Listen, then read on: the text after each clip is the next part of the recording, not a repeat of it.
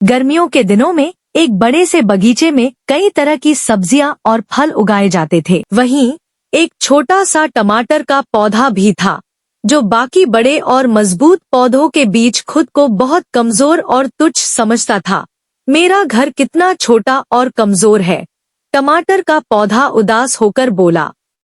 मुझमें न तो आम के पेड़ जैसी ऊंचाई है, न ही बैंगन और लौकी जैसी बेलें। मैं तो बस जमीन के पास ही पड़ा रहता हूँ। आसपास के दूसरे पौधे भी कभी कभी उसे चिढ़ाते, तुम तो बस नीचे ही झुके रहते हो। देखो हमें, हमारी शाखाएं दूर दूर तक फैली हैं, बैंगन के पौधे ने घमंड से कहा। टमाटर का पौधा और भी उदास हो गया। उसे लगने लगा कि उसका जीवन व्यर्थ है। एक दिन तेज हवा चलने लगी। धीरे धीरे हवा ने आंधी का रूप ले लिया। आम का पेड़ अपनी ऊंची डालियों के कारण झुकने लगा, लौकी की बेलें एक दूसरे पर गिरने लगी और बैंगन के पौधों की टहनियां टूटने लगी। पूरा बगीचा जैसे हिल उठा था, परंतु टमाटर का पौधा शांत था। वह जमीन के पास था, उसकी शाखाएं झुकी हुई थी, जिससे हवा का उस पर ज्यादा असर नहीं हुआ। वह धीरे धीरे हिलता रहा, पर उखड़ा नहीं।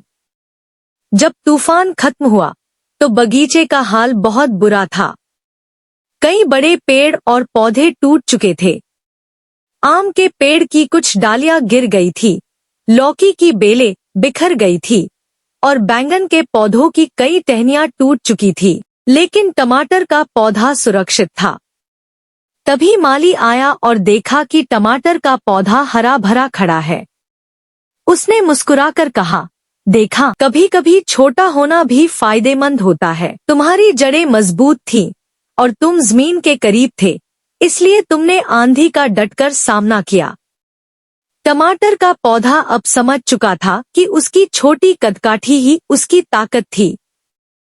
बाकी पौधों ने भी अपनी गलती मानी और टमाटर के पौधे से माफी मांगी। शिक्षा: हमें कभी भी अपनी कमजोरियों को लेकर दुखी नहीं होना चाहिए। कभी कभी वही कमजोरियां हमारी सबसे बड़ी ताकत बन जाती हैं।